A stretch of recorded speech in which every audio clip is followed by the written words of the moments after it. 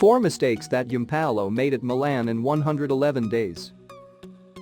There was a sense of optimism and positivity this summer as Milan appointed Marco Giampaolo with a vision of getting back to the top and doing it in style.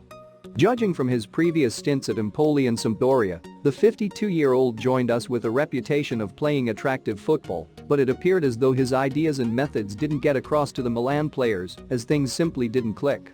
There were positive signs over pre-season as Milan showed glimpses of his brand of football and that in turn suggested we'd see a transformation as the campaign went on. However, 7 games in and having lost 4 of those outings to leave us in 13th place, time is already up for Giampaolo. Debate will no doubt rage on over whether or not Giampaolo was given enough time, but it's unclear if there were further issues behind the scenes, which ultimately forced Paolo Maldini and Boban to make their decision. However, Giampaolo is gone now, and Stefano Pioli is expected to step in and try to lead us forward to reach our objectives this season. 1. Lack of conviction, clarity in approach. As noted by Football Italia, Giampaolo added to the scrutiny and confusion by conceding after his very first competitive game that he may have to make concessions and change his tactics and plans to suit his side. That is a questionable move after just 1 game, and that arguably showed a lack of conviction and trust, even in his own methods, and a failure to implement his plans, while the players were seemingly not good enough to adapt and make the necessary adjustments. Should he have had more time? Perhaps, but ultimately he had a few months over the summer to either get his ideas across or find compromises. It shouldn't have taken the first game of the season to draw such crucial conclusions, and similar questions were raised after each performance. Conversely, some may look at that and credit him for trying to adapt in order to get the best out of his players. 2. Not enough improvement, failure to get ideas across. 7 games still perhaps wasn't enough time, but it was sufficient in the eyes of the Milan management to be convinced that they needed to act and make their change now.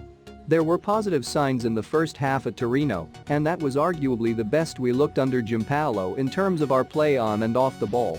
However, from the opening weekend loss at Udinese to the horror show against Inter and the capitulation at home to Fiorentina, those were unacceptable results, and the performances were dire. Giampaolo needed his side to show improvement on a consistent basis, at least in the performance aspect, to show progress was being made, and ultimately he wasn't able to and paid the price with his job.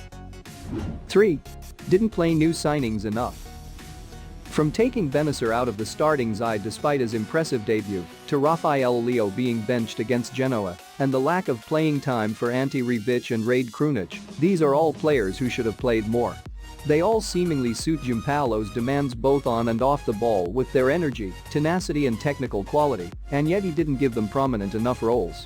Again, it comes back to whether or not he had enough time to work with them and if they would have gone on to become pillars of the side with patience.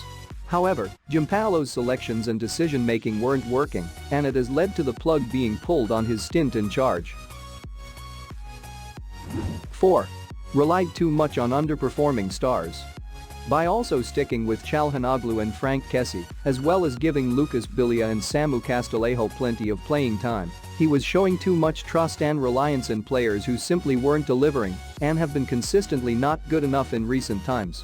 Suso and Çalhanoğlu were arguably the most culpable in that regard, and while they need to take responsibility yet again as another coach has departed, Giampaolo's insistence on continuing to start them and leave them in the side in crucial roles without offering enough quality and consistency was a major factor in his own downfall. Back in September, Giampaolo remained convinced that Suso was capable of playing as a trequartista, and it was calls like that which also must have seen him lose a sense of confidence and perhaps contributed to the decision to axe him.